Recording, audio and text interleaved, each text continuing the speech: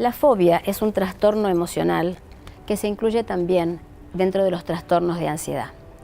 Se caracteriza básicamente por un miedo intenso, desproporcionado, irracional y que no está justificado respecto del objeto o de la situación de la que se trate y de la que la persona tiene temor. Estadísticamente sabemos que 1 de cada 10 personas padecen de alguna fobia, 5% de la población mundial. La incidencia mayor se da en mujeres más que en varones.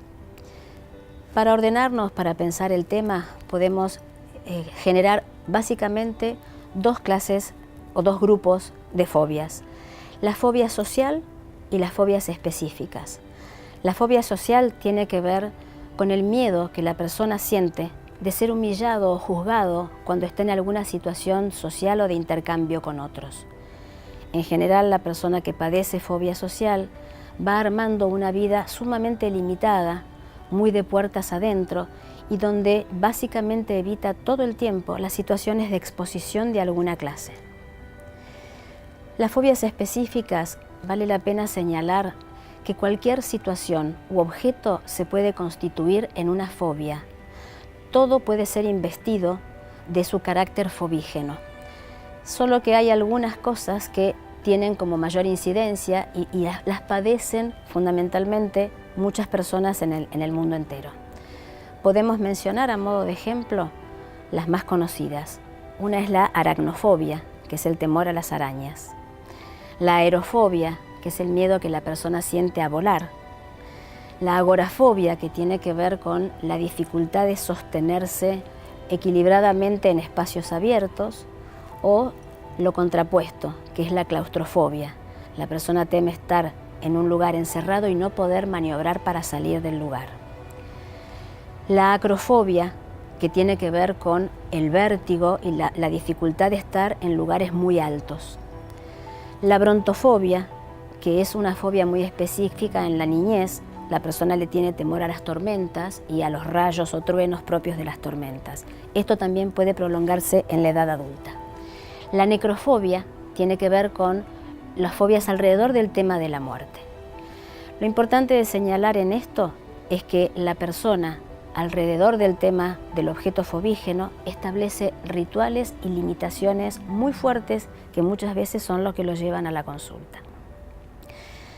¿Qué podemos entender como causas en las fobias? Básicamente hay factores predisponentes y factores precipitantes.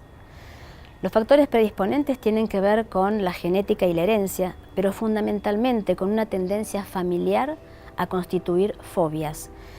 En una consulta, las personas que trabajamos en salud estamos acostumbrados a hacer un relevamiento en la historia personal del sujeto y vamos a encontrar enseguida algún familiar cercano que ha padecido o padece la misma fobia o alguna similar. Están también los factores precipitantes, que son episodios acontecidos en la propia historia o también de personas allegadas a uno. ¿Qué quiere decir esto? Por ejemplo, que un chiquito, si en algún momento ha tenido en un juego, ha quedado encerrado, por ejemplo, en un placar, es posible que más adelante despliegue o desarrolle alguna fobia a los lugares cerrados. También puede pasar cuando se presencia algún hecho traumático de una persona allegada. ¿Qué hacer cuando nosotros o alguien de nuestro entorno presenta alguna de estas fobias? Básicamente tenemos que pensar que si ese problema no interfiere en nuestro normal desarrollo, ¿qué queremos decir con esto? Si yo padezco una fobia a los delfines, es probable que las situaciones que tenga que enfrentar de esa naturaleza sean pocas o nulas. Ahora, si eso que temo es parte de mi vida cotidiana, para que mi agenda o mi mapa no se vean totalmente impregnados por el temor a encontrarme con el objeto o la situación fobígenas, voy a tener que pensar en una consulta. Hoy por hoy, los tratamientos que han demostrado mayor eficacia tienen que ver con las terapias cognitivo-conductuales, que también se combinan con psicofármacos. En general, el trabajo en estos tratamientos tiene que ver con la modificación del mundo de creencias sobre los objetos de los que estamos hablando, y al modificar el mundo de las ideas o de las creencias, se modifica casi automáticamente la conducta para lidiar con la situación.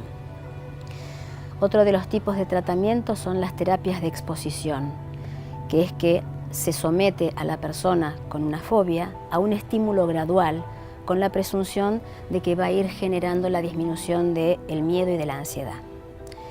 Las terapias de insensibilización sistemática, que constan de hacer imaginar a la persona el objeto al que le teme, interrumpir cuando la ansiedad está en su pico más alto, para retomar luego nuevamente en donde se dejó.